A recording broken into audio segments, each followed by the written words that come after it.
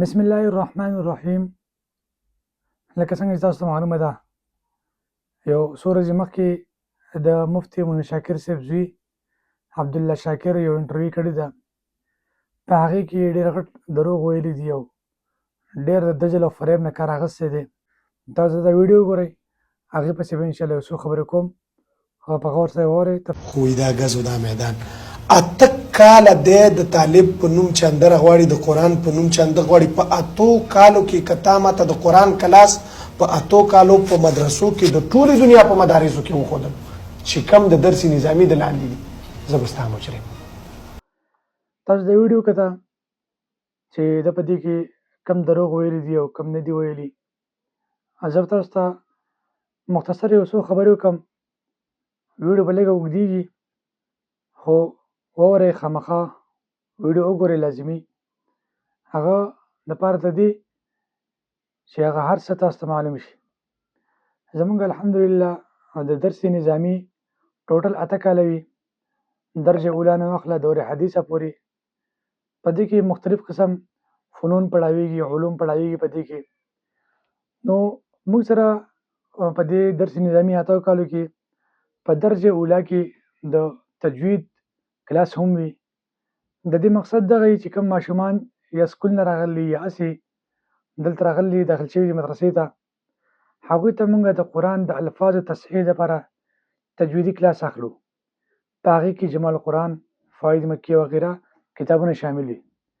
د هغې فایده دغه وي چې کله ماشومان دا کتابونه ووایي، دې سره د هغوی د قرآن الفاظ چې کوم دي هغه صحیح ادا کوي. دې نه پس په درجه ثانیه کې موږ سره عامه پاره اخري چې کوم درسمه سپاره ده، هغې ترجمه هم کېږي، د هغې تفسیر هم بیانېږي، هغې چې کوم ګرامر ویلی شوی دی په اوله ثانیه کې د هغې مطابق نحوي صرفي تحقیق هم دغې کېږي. ورپسې موږ سره درجه ثالثه ده. په درجه ثالثه کې د قرآن مجید اخري چې کوم 10 سپارې دي، د سورې عنکبوت نه واخله تر عامه پارې پورې، د دغه 10 سپارو ترجمه هم کېږي، تشریح هم کېږي، کوم چې اهم نکات یې هغه پکې بیانېږي.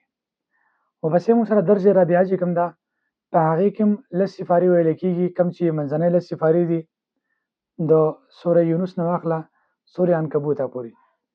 نو په دې کې هم دغه ترجمه، تفسیر، تشریح وغیره کېږي پکې څخه باقاعده.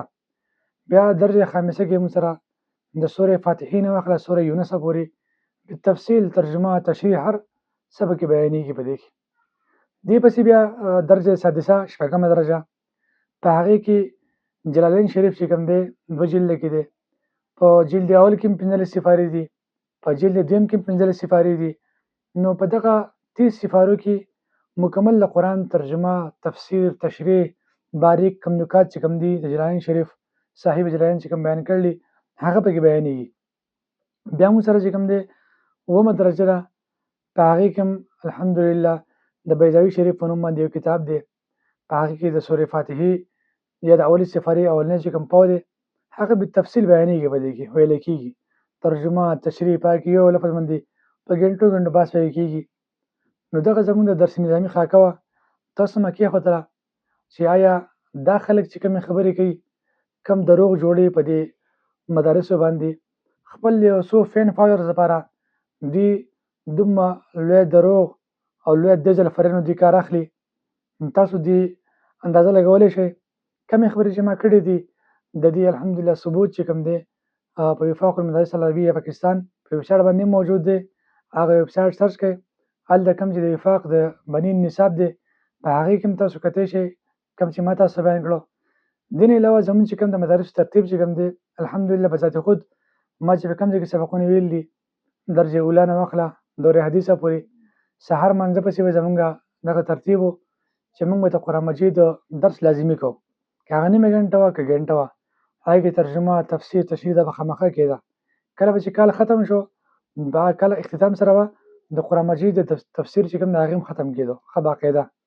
د هغې نه علاوه د مدارسو کې سالانه چې کوم دوره تفسیر کېږي د هغې اهتمام پکې هم کېږي ماشاءالله الحمدلله. نو دی چې کومې خبرې کوي دی خو د دین اسلام نه سره خبر نه دی، کم چې د خواهشاتو خبرې دي هغه دې مخې ته راوړي، دوی خو د حدیثو نه انکار کوي.